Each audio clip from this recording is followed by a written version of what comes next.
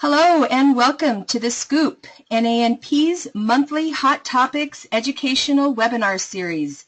I'm Shannon Montoya, and I want to first remind you of a few things before we get started. These calls are recorded to listen to again at your availability on the new nanp.org website, where you will also find the upcoming webinar schedule. You can also earn one continuing education credit for participating in Scoop webinars and by taking the corresponding quiz also found in the membership area of our website. I would also like to invite you to share your hot educational topic. Are you doing great work in clinical research, applications? Have you started up a business or nonprofit that you'd like to share your experiences? NANP wants to highlight all that speaks to our nutrition professional community, so email me, shannon@nanp.org. Today's webinar will conclude with a question and answer session, so feel free to type in your questions throughout the webinar so we can get to as many as possible. Today, our guests are Sarica Jack and Jack Tips. Jack Tips, PhD, certified homeopath, and clinical nutrition, is known as the Wellness Whiz. He's the author of many books, desk references, and courses. His writings are often used as curriculum for naturopathic colleges, nutrition schools, and natural health courses across the country and overseas, including Life Mastery University hosted by Anthony Robbins. Tips is known as the clinician's clinician, as he's renowned for his second opinion program for natural health practitioners who work with homeopathy, herbology, and clinical nutrition. Jack has dedicated his career to advancing the applications of natural health practices and bringing the latest research in his own clinic, as well as passing on his knowledge to others. Sarica Jack is not only a NANP Board of Director. She earned her degree of Master's of Science in Traditional and Oriental Medicine. She's licensed in multiple states, practicing traditional Chinese medicine, acupuncture, moxibustion, and traditional Chinese herbal medicine. She is a whole food, nutrition, and natural lifestyle consultant and well-known author of The Funky Kitchen, in addition offering practitioner's course in traditional food preparation. And we're happy to have Sarica and Jack share the optimal food factors with us today. Thanks for joining us. Thank you so much, Shannon. It's great. Hello everyone. Just wanted to give you all a big welcome and thank you so very much for joining us. We're going to be looking here at what's called the 13 optimal food factors. And to give you a perspective on what we're talking about here, we're looking at hopefully the complete and comprehensive approach, at least something up at 95%, that if we were to ask 13 questions about any food, any plate of food, any weekly diet, any diet book that's on the market, we could simply assess it if it has all 13 of these factors, if they're well represented, and they are encompassed, then you've got something that's slam dunk. It's got to be beneficial for overall nutrition. So as you come through this, you should be able to start thinking, well, gee, how does the paleo diet match up? How does the solar diet match up? How does the ketogenic diet match up? Are we really getting all the nutrients that the body wants, or is there a blind spot? Is there a deficiency that might take 10 years before a person realizes that maybe they should have been more comprehensive or that there was a flaw in the plan? We're not able to provide you every question. In other words, when we get to the section on micro minerals, there's going to be, some probably 90 trace minerals that the body can use, but we're not going to have a discussion on all 90, and it's going to be hard to know that they're really there until we embrace more of the organic, biodynamic, and wide diversity of nutrients. So we get to work out how we're going to apply this information, but it's fairly unique information in that while some of it just should be plain flat common sense, when we really dig in and apply it, we're going to be able to expand the nutrient base for our overall health. And so to get started, we'll start here, and soon we'll have Sarica, who is an acupuncturist, cite more here. But as we look at this 5-element figure, we see the fire element, and this would be the sun. And very few people count the sun as a supply of nutrition. And yet we know that the sun imbues the seeds of plants, and the oils carry the photons and the imprint of solar radiation and solar nutrients that were activated through photosynthesis. So the sun, of course, gives us vitamin D3 when it strikes our skin, and creates cholesterol sulfate for our heart health. That's a very powerful beneficial form of cholesterol. And so the sun becomes an element, and we understand the earth is the mother of our food and our nutrient, and it's the metals of the earth that come forth, and the body's, they say, many cries for water, and then the plant fiber. So we can look right here at the 5 elements and get an overview of our overall nutrition. Let's go ahead, and since there's 2 speakers here, let me be sure that Sarica is coming in, and we're going to have Sarica here jump in here on these 5 elements. Absolutely. You know, it's easiest when we're on a stage together because we just can look at each other. But Jack is in Texas and I'm in Arizona. And so we have to kind of say, are you ready? We might be doing that a little bit today. As Jack has mentioned, and Shannon as well, I am an acupuncturist, and part of my training in traditional Chinese medicine was something that allowed me to begin looking at the body and the relationship of the body to the universe in which it is situated.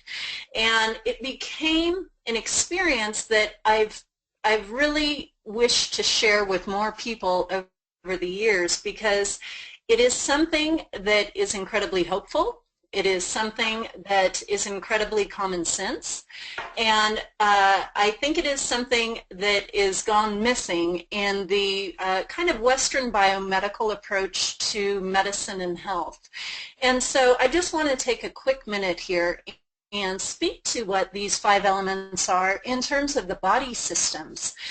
When we speak of the fire element, what we're talking about there from an organ system perspective is the heart and the pericardium, so the wrap around the heart, also the small intestine, and the energy that moves through the upper, middle, and lower abdomen. And so as you can imagine, that energy of fire is something that is going to keep things moving. But just like fire, if it gets out of control, it can have a scorching quality. And so it is something that needs to be maintained in balance in this pattern of the 5 elements. Fire is the mother of the earth element, and the earth element in traditional Chinese medicine is related to the spleen and the stomach. And in modern times, it's figured that really it's a little bit more the pancreas function rather than the spleen. But regardless, what this has to do with is a sense of feeling grounded, and of course it has a tremendous impact on our digestion, our ability to take in nutrients and transport and transform them through the body. And so if the fire is weak in the body, what can happen is the earth element isn't able to move and push and convert these nutrients. And so we want to make sure we have good energy so that we're able to take in what we're eating and put it to use in our body so we have full expression of our humanity. The earth, in turn, is the mother of the metal element. And in traditional Chinese medicine, the metal element is representative of the lung and large intestine. And so again, we can see here that this coupling has a lot to do with how we take things into the world and how we let go of things. And it's very interesting. Jack and I are actually going to be doing a presentation together in Utah next month, and it's going to be on skin health. And the metal metal element has been recognized for thousands of years as a very strong correlation between what's going on in the gut itself, which of course is such a big topic today, and how that expresses on the skin, because the skin is the flower of the metal element. So if there's something going on in the lung or the large intestine, it will often show up on the skin.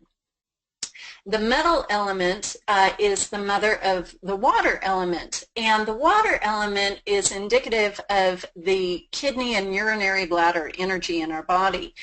And of course, that's something we can really look to as the adrenal function as well. We can see that correlation that's very important between the fire element and the water element. In fact, in Chinese medicine, one of the kidneys is designated as more the fire energy, and the other kidney is designated as more the water energy. And so again, we need a balance between these two. You know, if we have folks that are really having difficulty, you know, with their adrenal function, we want to look at the water element and how that is expressing in the body. And then finally, the water element is the nourisher, the mother of the wood element. And in traditional Chinese medicine, this is indicative of the liver and gallbladder function. And this has a lot to do with hormonal cycles, with our sleep cycle, and it can often be impeded when we feel that our boundaries are being intruded upon. And so in this expression, we might see people who either lose their appetite or really find that they are prone to eating when they get into stressful situations. When we see, you know, stress really having a big impact on a person's food intake one way or the other, we really want to step back and look at the wood element. So that's just a basic overview of how we can look at organ systems and energetic flow in the body from a Chinese medicine perspective, and how that can, every one of these elements, again, we have a number of slides to get through, but every one of these elements has its play and its say in the expression of energy in the body. And we want to just keep these things in balance. Thank you, thank you. You know, for people who might be more in tune even with the Ayurvedic system, these 5 elements are well represented in the Ayurvedic system as the 3 doshas. They just divide the pie slightly differently in Ayurveda.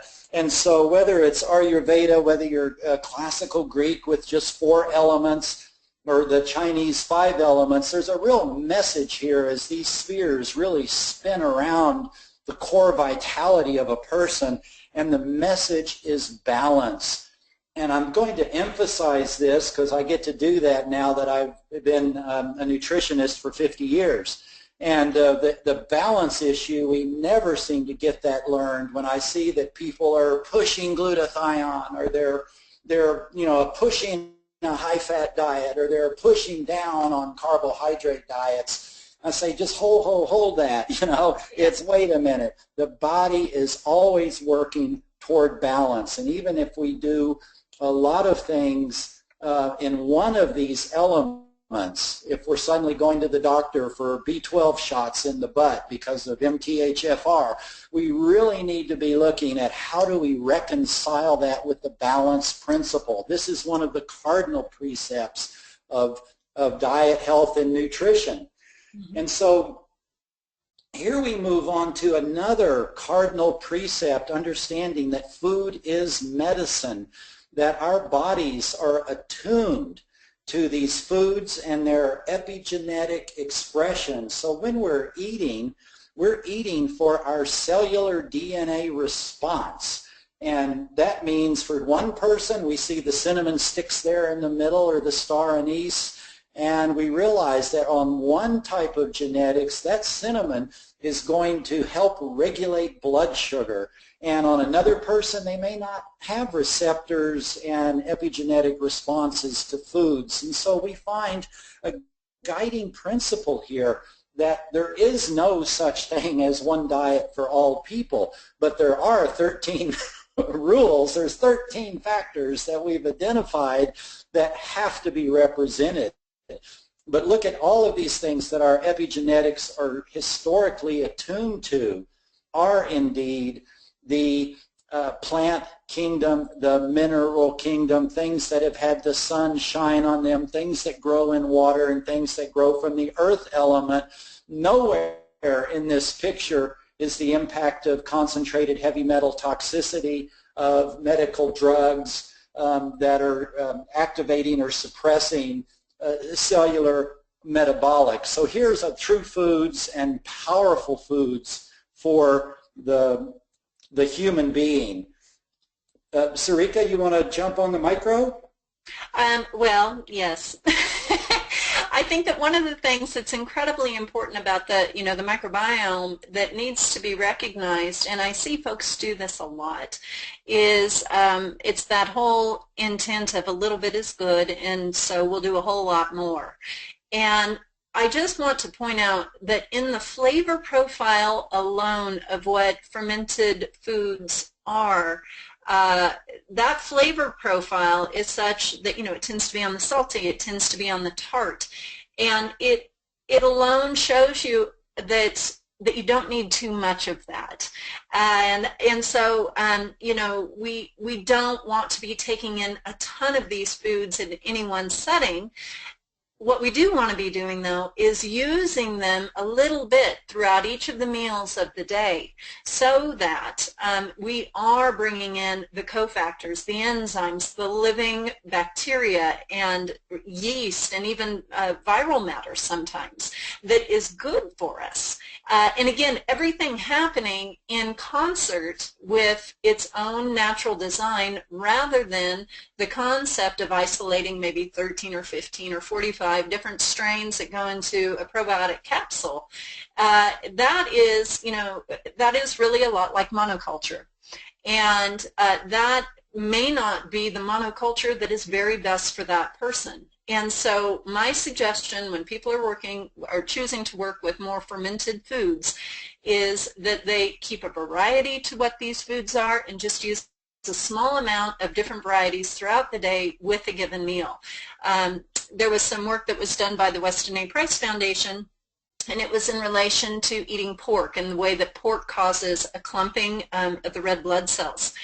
And what was found is that in the great majority of people who were tested, the inclusion of a bit of raw sauerkraut keep that from happening. So, and of course, we think of the traditional bratwurst and sauerkraut, or, maybe pork and kimchi in Korea.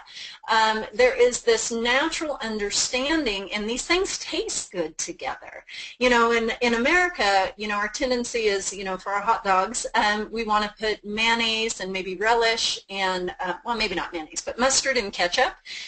These are things that we do see showing up on hot dogs. So we are drawn to eating these foods, but in America, they tend to be, of course, pasteurized, lab-created, rather than their original predecessor, which was a condiment that came from fermentation.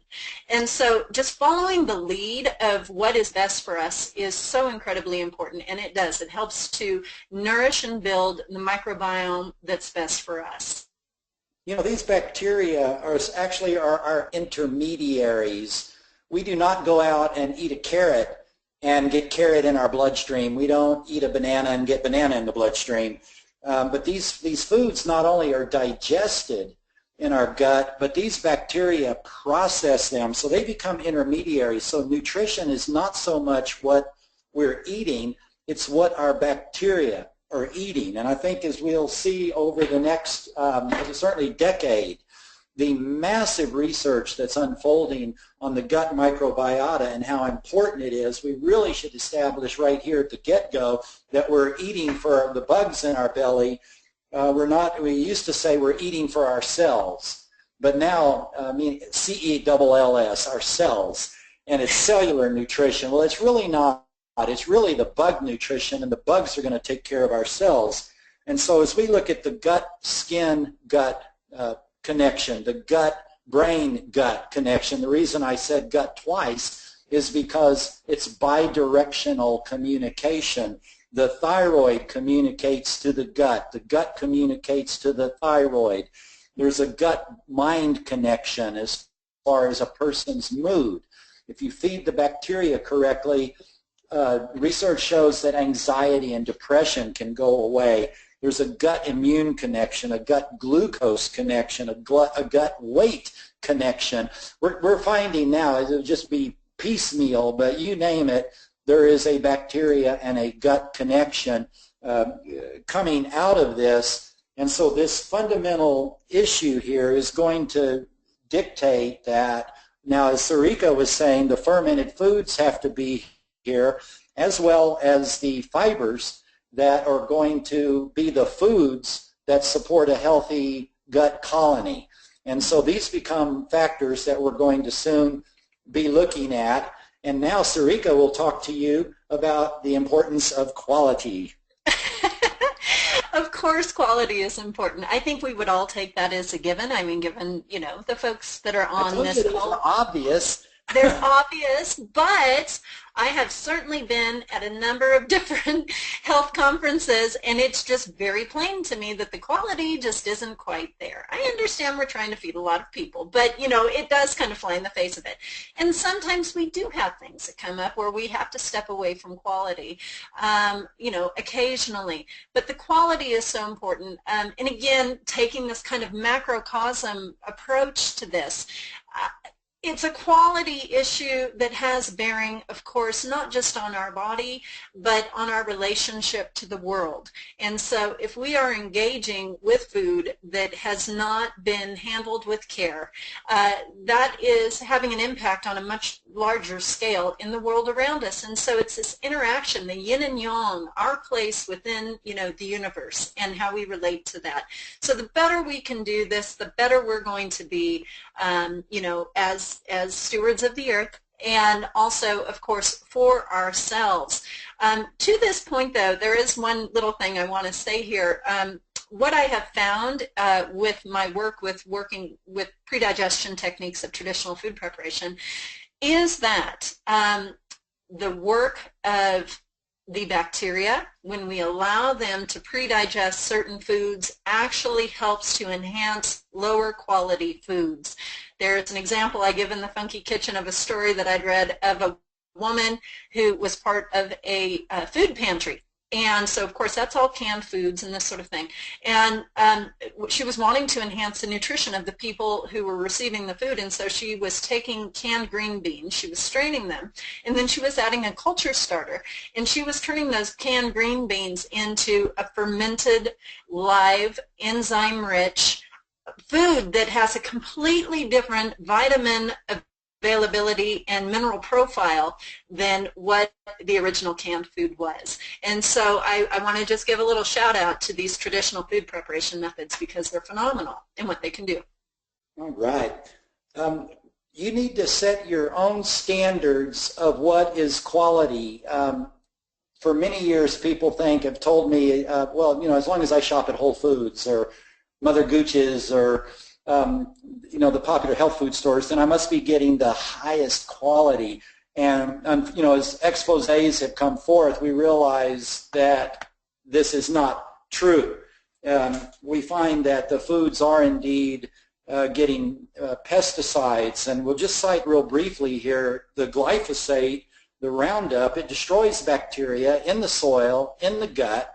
It blocks mineral absorption into the plants.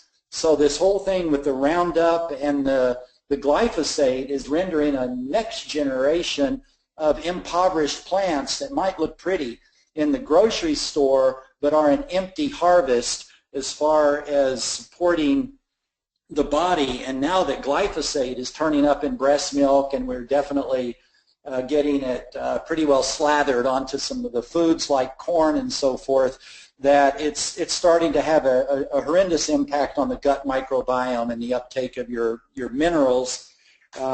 Be sure to look into that and get a strong position. As far as glyphosate, the American agriculture on 3 chemical fertilizers, now we look at the damage to the soil and realize that those 3 fertilizers can stimulate growth of a plant and the way it looks, but it's, again, it's hollow inside. You might have to set freshness as something, realizing that food nutrients and vitamins deteriorate the longer they are from the plant, the tree. Recently, I was mentioning that the apple isn't quite tasting so good, but we have to realize these apples that we're eating today, at least in Texas, that were grown in Washington, let's say, they've been in cold storage since November, maybe even October. And so there has been this process of time that has a factor on quality.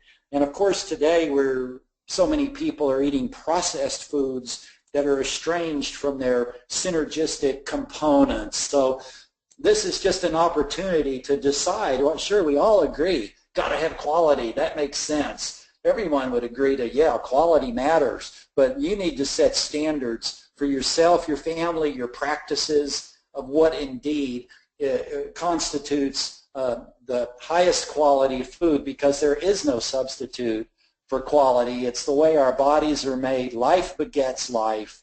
We have to have vital living foods for vital living organisms. Oh, good old digestion. And Jack, you know what, I just looked at the clock. I think we have about 20 minutes to get through 12 more factors. And so, as you all know, Jack and I can talk a month of Sundays. We love talking about this stuff. So we're going to move through these because I want to make sure we have time for... No, which is good. No, let's go back. No, not that fast. All right, so optimal just food a little factors. Presenter humor there. Yes. Oh dear, I felt like that after the shepherd's pie last night. So yes, digestion, and we've certainly spoken to that a little bit about the pre-digestion techniques. I just need to just give one more chirp on that. What we're doing when we use pre-digestion techniques like soaking, fermentation, culturing, using a long cooking of, creating a bone broth, something like that, what we're doing is we are getting anti-nutrients out of the way, which are naturally occurring components of all different foods, and we are enhancing the nutrient profile while also helping to break down the larger macromolecules, such as larger carbohydrate chains and larger protein chains, even larger fatty acid chains.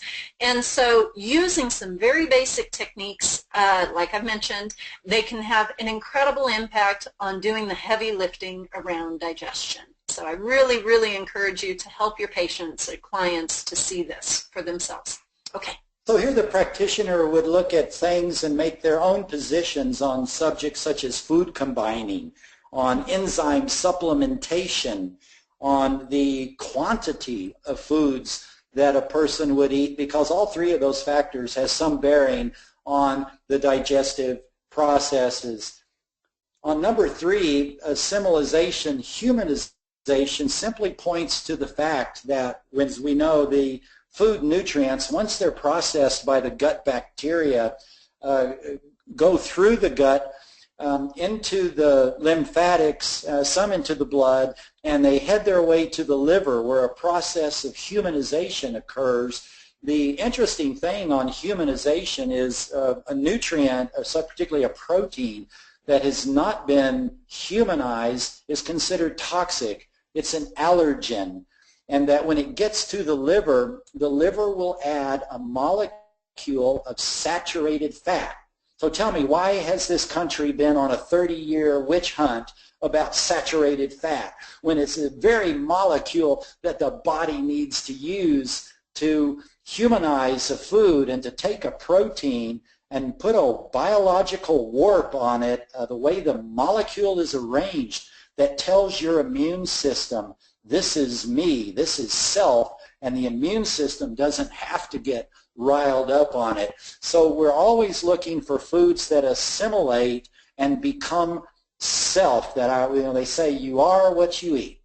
Yes, and to that, the assimilation, thinking back to the 5-element paradigm, that of course has a lot to do with that transportation and transformation of the earth elements. That's very important. Another thing that I want to say about that is that assimilation, whether you're looking from an Asian perspective or a modern biomedical perspective, we do better in terms of assimilating the nutrients that we take in if we allow space between our meals. So this concept of snacking is something that puts a tremendous strain on the body, because every time we eat, it is an oxidative stress. And the body does have to go through these gyrations, as Jack is saying, of assimilation and humanization.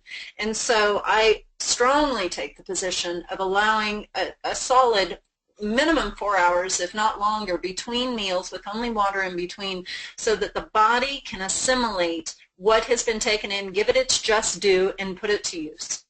Yeah, we know this is a law of the body. It's not a preference or a theory, because the intestines have a carrier wave, and that carrier wave only works when we don't have food in the tummy, and that carrier wave has to keep pushing the bacteria along down the GI tract so we don't get SIBO. And so when we really look at the laws of nature, we have that break, a space from eating and developing a proper appetite. Yes. One of the fourth factor here is, we talked earlier about, we do need to get these bacterial-derived nutrients to the cell and allow the mitochondria to perform the way the human body is made to perform. The body has two ways to get, actually three, to get the glucose for cellular energy. One is called beta oxidation, which is the burning of the fat molecule, and the other is the Krebs cycle, or the Georgi-Krebs cycle, citric acid cycle, where glucose is going to do the processing. And then we might be familiar that protein in the body can be broken down and converted into sugar as well, but basically that's the glucose-Krebs cycle, that it will induct that molecule. So we're really looking at the feeding of the mitochondria in the cellular organelles that make ATP energy. And yes. So this is where it has to come down to. Go ahead, Sarica.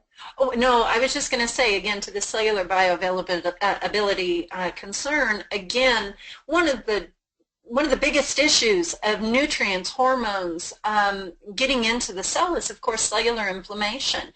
And there's really nothing that drives cellular inflammation, of course, like toxicity. You know, when we're exposed to a lot of toxic substances, that's going to really lend itself towards cellular inflammation. But equally so is always having a presence of a fair amount of blood sugar, because we're snacking through the day. And so then there's going to be the insulin there too. And what happens is the receptors at the cellular level, they become blunted. And so again, offering the space and time between meals so that we can get the glucose into the cell and then the insulin's out of there, and we just let the cellular receptors settle down. That is powerful for the body in an energetic perspective.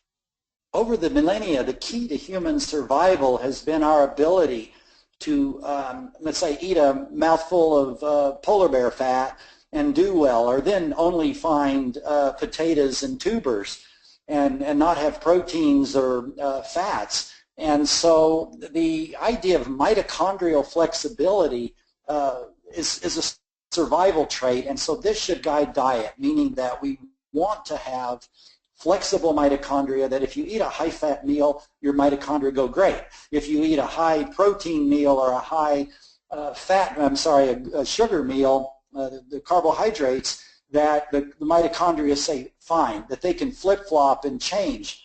One of the concerns that's being raised in some of the dietary patterns now that the knee-jerk in our industry is to go to high fats, is if a person stays after 7-8 months on an excessively high-fat diet, that the mitochondria start to lose their ability to proper initiate the sugar induction through acetyl-CoA into the citric acid cycle. So again, this idea of just over-capitalizing, we've lost the balance element when we have to run from too many foods, or we can't hop around with variety. So somewhere in this slide, we start realizing a principle according to the body itself, that this kind of mono diet, or a high-fat or a high-protein or a high-carb diet, or knocking out one of the macronutrients, will over years, it might take 7 or 10 years, but it will create imbalances and flaws. And there you have it, micronutrient availability and balance. We need this trifecta. That is what we are designed to work work with. And as Jack has said, sometimes you can lean a little heavy on another versus another. But, this goes back to this whole concept of balance within the 5-element system, balance within the yin-yang balance of things.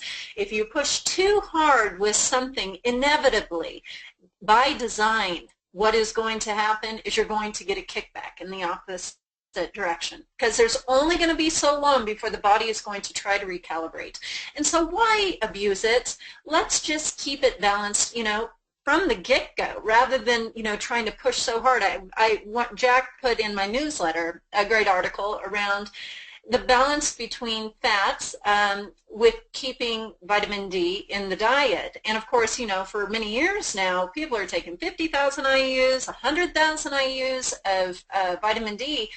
And there's no way in the balance of one's nutrition from the rest of their diet that they could in any way keep a balance between the vitamin A, the vitamin K2 that is necessary and what our body is looking for proper expression. And so it's about balance, even in the macronutrient position. Jack, we have about 10 minutes. We're going to have to hustle. On micronutrients, a quick question can be, gee, where did you get your molybdenum today? Where did you get your vanadium today? And so in looking at a dietary plan, you may be wanting to incorporate seaweeds that got all the minerals, you see, or you may want to use a full for a larger diversity of foods in order to say, well, where do you really get all your vitamins? Where do you get all your minerals? Where do you get all your trace minerals? Where do you get a full array of the many, many fatty acids? This is really a slide that pitches toward full and varied diets, that going to different food groups, reaching every day for a food that you don't normally eat, is all adding these little secret ingredients to the diet. And enzymes. Of course, if we're eating fresh food, we're going to be getting the support of the enzymes that are inherent within that food. And, there's the old thought that, really aging as we do it is in large part because the enzymatic content within our body begins to decline. And so as we look to incorporate, fresh foods in our diet, we have to remember that this is an incredibly important part of it. And this is something that, when I ask people to, work with a food dehydrator, I always like folks to keep the dehydrator on the low side. Say we're working with soaked nuts or something, because if we keep it low, we are able to maintain the enzymatic profile of that raw nut while having removed the anti-nutrients that were there through the soaking and fermentation process. Enzymes are such powerful allies. It's an interesting thing that happens, though, because as people become stressed, their hydrochloric acid production begins to decline because they're in a fight or flight pattern. Well, the hydrochloric acid, one of its main activities is breaking down proteins, first level breakdown proteins in the gut. And those proteins, as they're broken down and humanized, they are the building blocks of further enzymes in the body on another day. And so that's a huge correlation between the aging and the stress that people feel, how they go hand in hand. It has, in part, a root in proper enzymatic production. Here we often find that we are going to reconcile the perpetual debate between cooked foods and raw foods. Of course, the raw foods preserve the enzymes that are inherent in the food that actually help digest that particular food, because in nature, eventually that plant wants to self-digest. It's either doing it for reproductive purposes of a fruit collapsing around a seed, or it wants to go back into the soil. But there is a factor in cooked foods that provides another spectrum. Number one is the chromatin factors, past the cellulose shell of a cell, which people don't have cellulase enzyme in their inherent body systems. The DNA, the RNA, the chromosomes of the food are often lacking in many people's raw food diets, but your cells need those basic components to repair their own DNA. So there is a case for we'd say at least a small amount of cooked foods, plus some of the cooked foods are not only more easy to digest, but let's say a lima bean, you just can't eat it if you don't cook it. So eventually we look at ratios of cooked and raw, and so if someone says, well, I'm going to go 80% raw or 20% cooked or 80 or 75%, 25, all of this is fine.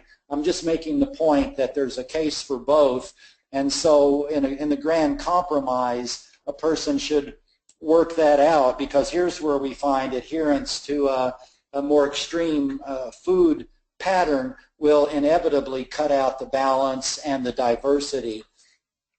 The pH is a factor within the body, and it's highly misunderstood, and we're not going to solve it right now, but I'll put this, is we need a strong alkaline reserve, but we cannot neglect the acidic, because the acidic is the protein and the fat, which are a whole lot more important than the carbs in the cellular metabolic processes. So we don't want to be afraid of acids that give us the activity of life, and our body has huge systems to discard. The tipping of this acid-alkaline balance has only happened in the last 50 years.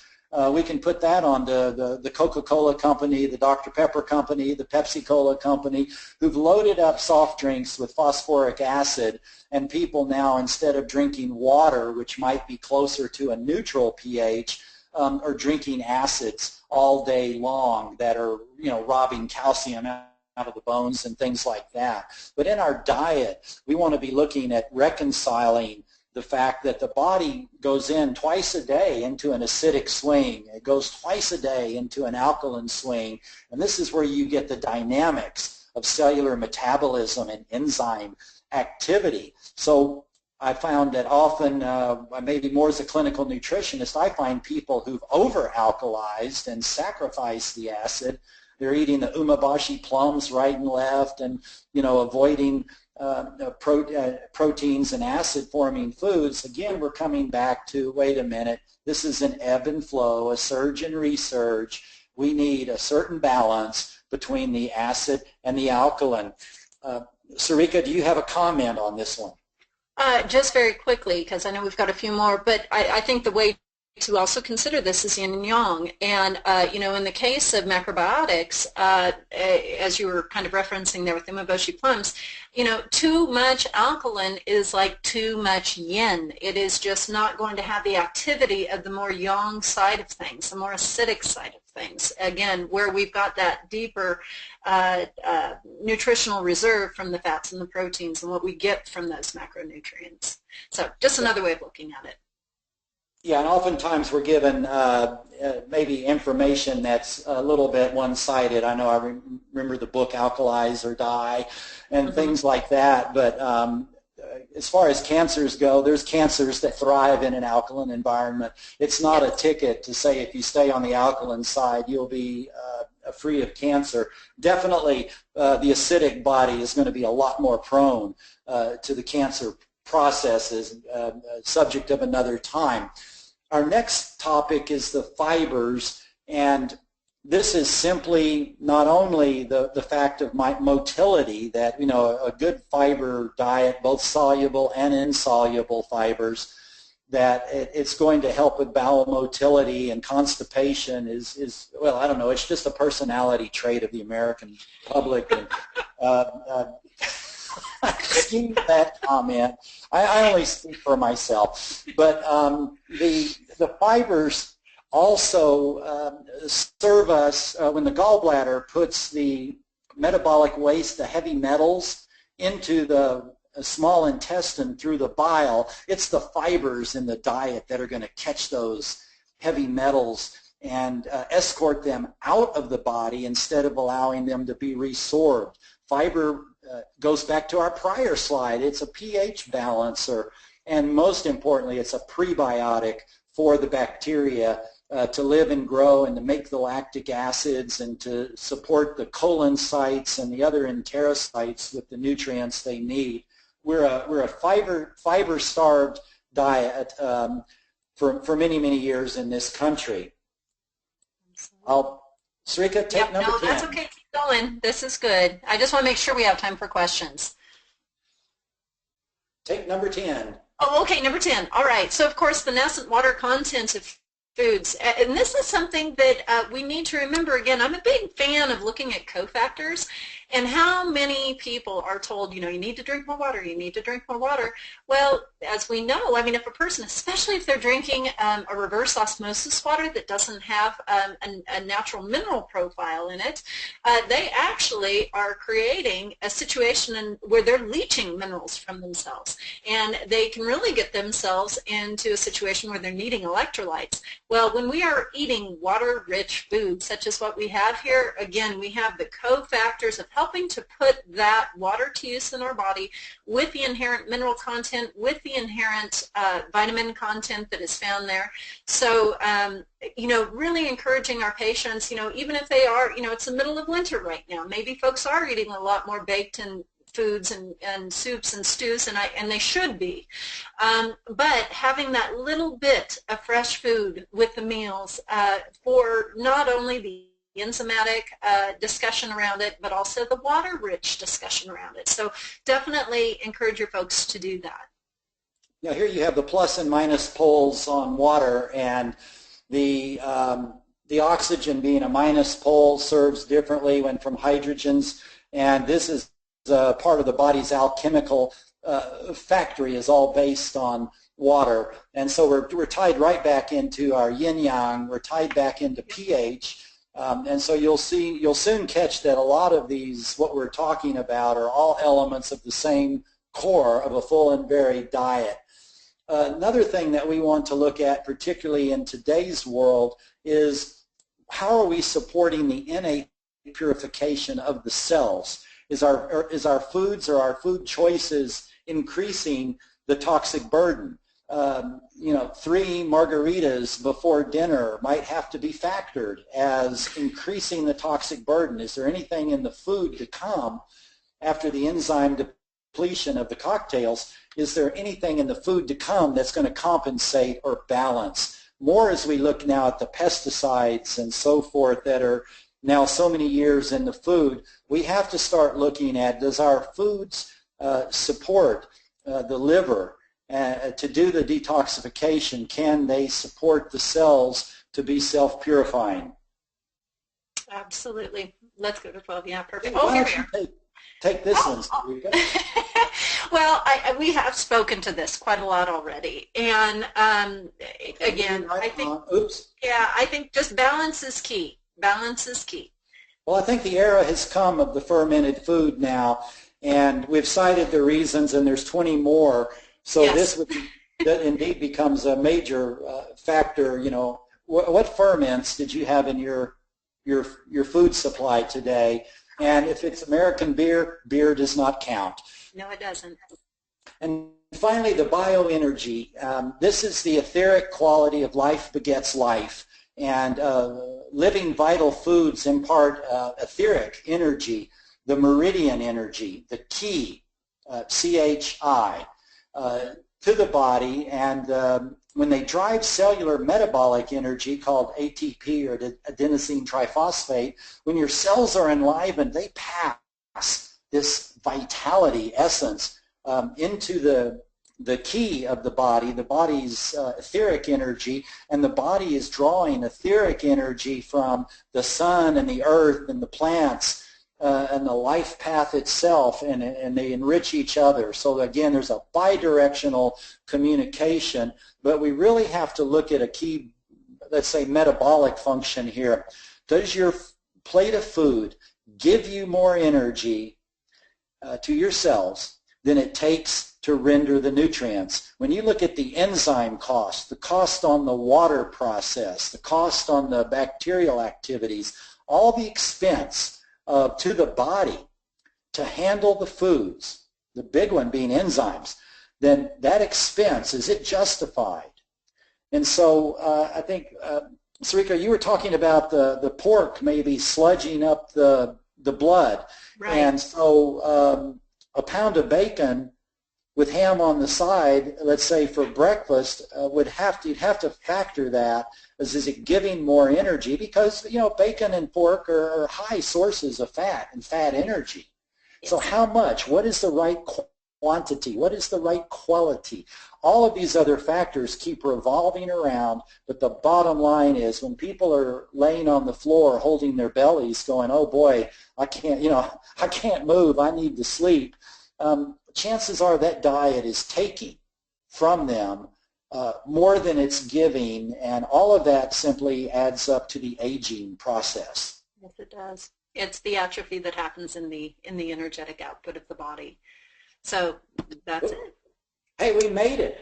Yeah, so we did it. Do you have any other comment? Otherwise, Excellent. Do the Q&A. Let's do this one. Q&A time. Thank you, guys. Oh, and I just wanted to mention to our participants that Sarica and Jack have provided a couple of links to some information on their websites and their books. You want to give a quick piece of that, Sarica, what you're offering? Yeah, absolutely. For sure. When Jack and I were wanting to share this with you, we were really hoping that this would be something you would share with your clients. And so we've created a handout of these optimal food factors with the summation of what we're saying there to help your people think more broadly around the nutritional choices they're making. And so if you would share that with them, I think it would be a great tool, in their understanding around their food choices. And then the other option that we have, if you'd like to take it, is we have the PDF of the book that Jack and I wrote together related to the microbiome and the choices we can make around that are good choices. And so that's available as well. Yeah, I actually have that Microbial Alliance book. It's a real quick and easy read and lots of really fantastic information. Yes, it's not heavy. Yeah. Yeah. Okay, let's go for a couple of questions. So chapter or food factor number 6 about snacking and people with blood pressure issues. Often nutritionists are promoting snacking. What do you say to that? Yes, and so I think maybe not blood pressure, but blood sugar, or was it blood pressure? Maybe that's what she meant, blood sugar. She said blood pressure, but maybe blood sugar is probably more correct. Yeah. Okay, what I say to that is that when that is an issue in most people's situations, now of course there can be genetic aberrations that need to be taken into consideration. I've certainly seen that happen, but it's such a select few of people, thank goodness. For most people, my answer to that is that means to me that what you're doing at your meals is not nutrient dense enough to carry you that period of time. And also, one of the big things that I see in my work with people is that folks will have apparently, pretty good eating, but they're starting their day off with a caffeinated drink. It's usually coffee, of course. It's the first thing that hits their tummies, and what that does is that really puts them on that blood sugar roller coaster for the day, even if they're eating well throughout the rest of the day. So more nutrient density at the meals, and if a person is going to have a caffeinated drink, it needs to be a smaller amount tied into a given meal so that the proteins and fats and fibers can buffer the release of that caffeine into the system.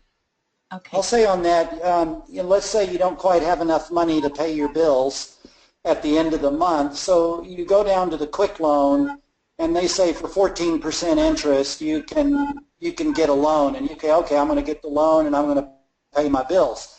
The problem is the interest comes due, and you get sunk deeper and deeper into the process. The snacking, I'm going to say, is not good, and it's a compensation, it's a trick that they're doing when they don't know how to heal.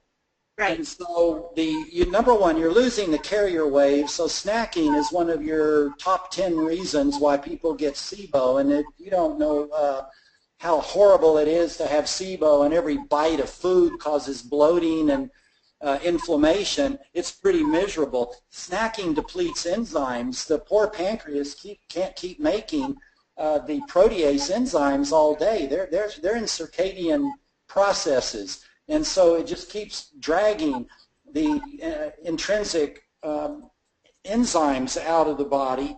It encourages people to overeat. They're going to start packing some pounds on, and it stresses the liver.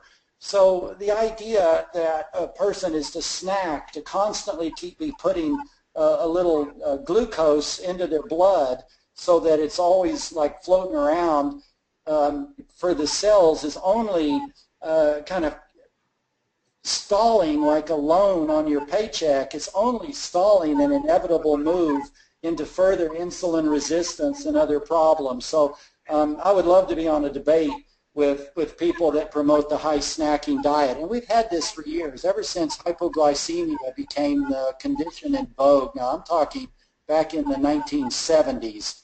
We've seen this, so we've had quite a few years to go against the 5 meal a day and 6 meal a day type diets, but they're not going to go away because they're a quick fix. Yep. Thank you. That was an interesting explanation. What about histamine load and fermented foods? Any suggestions for folks that have too much histamine and how they would tolerate fermentation? Yeah, and I know, Jack, you'll have something to say about this too. But the thing that I recommend to people is just working with a ferment that comes shorter. And so like making yogurt at home, that's usually like an 8-hour fermentation cycle, so that's not long. It tends to be a bigger issue with the longer ferments like the aged cheeses, kombucha, certainly the preserved meats. Those we don't want to be working with for sure. And again, it's a very small amount. So Jack, what do you have to say about histamine? First, we want to understand that histamine is a natural process of the body, and it's absolutely essential for digestion. So part of the cascade of the enzyme release of the pepsin telling the pancreas to release enzymes and so forth, this is all based on histamines, and histamines are neurotransmitters. When we see a person has a histamine intolerance, what the first message is that they already have bacterial overgrowth. That may be their first sign of a SIBO, that they have too many, whether they're good bacteria, bad bacteria, they have too many bacterias in the gut, and they've shifted their biodiversity toward more histamine producers. So we want to start working at the causative level. The causative level is not to damn meat or damn ferments and try to cut out wholesome things that are tied in with histamine, although it may be necessary to cut back on cheeses and some things like that to give the body a break. But we have to go after the underlying cause. There's fermented foods that go much lighter on the histamine process. And then we want to start looking at what is the shape of the gut microbiome, because to cure the histamine issue with people, there's going to have to be a rejuvenation in the gut microbiome, and then the systems can work again. It's just that one person's genetics is going to make them a lot more histamine intolerant than another person.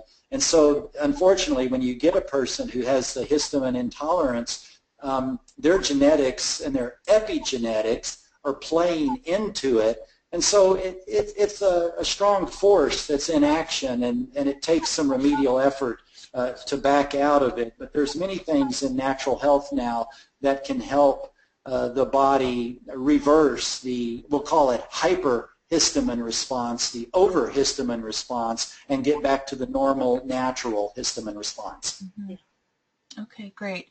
In regards to bone health, when one is really trying to work on their pH, and as you mentioned, Jack, the pH is changing during the day. Can you give a recommendation as to what time of the day would be best to test, like a urine pH when you're trying to balance that out and you're eating more vegetables, but you're still showing up as acidic on those alkaline or those pH urine tests?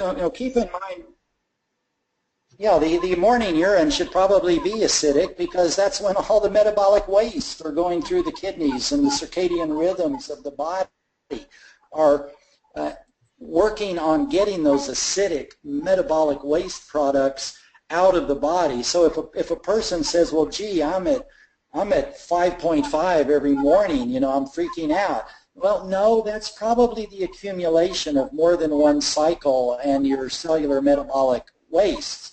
Then, so as you go through the morning, you want your good activity, you want your brain turned on, and you want your cells working. They work best in a slightly acidic pH. Right. And so then it's going to segue into the alkaline swing and back into an acidic swing and so forth. And then your best sleep in the evening is going to be from the alkaline swing, and that's when you get your rest.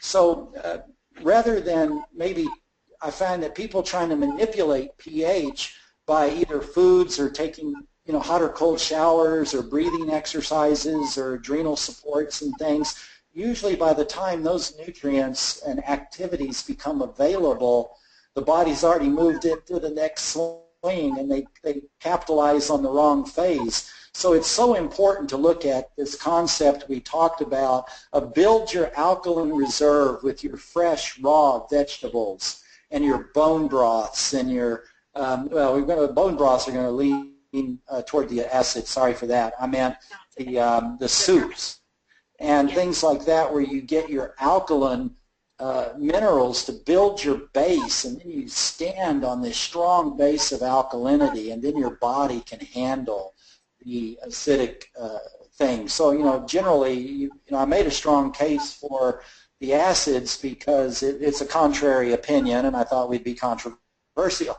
But it's not the one in vogue. No one has stood up and said you need to acidify your body. And the truth is you should probably be looking at a diet that's at least 80% on the alkaline side, and then get those proteins and fats put in on top of that base. So rather than looking at this yin-yang as equal partners, the whole body operates on a deeper alkaline reserve, and when that's intact, the body can handle the rest of the swings. Excellent, thank you. Well, we are getting a lot of thank yous from our audience, and so thank you, the two of you. This has been a very insightful topic. We appreciate you coming and sharing your knowledge with us. Be sure to... Oh, well, thank you, dear audience. Yeah. Thank you, everybody, for being here. And be sure to go get your handouts before you leave today. And thanks, Jack and Sarica. We appreciate you being here, and we'll see you soon in April or May at the conference. All right. Take care, everyone. All right. Take care. At the conference. Bye. Bye. All right, everybody, thank you for joining us. I want to give you a quick reminder about next month's Scoop webinar. Nikki Graytrix will be with us talking about adverse childhood events and the impact on health across a lifetime. So please mark your calendars for Thursday, March 9th and join us with Nikki Graytrix. Have a great rest of your day.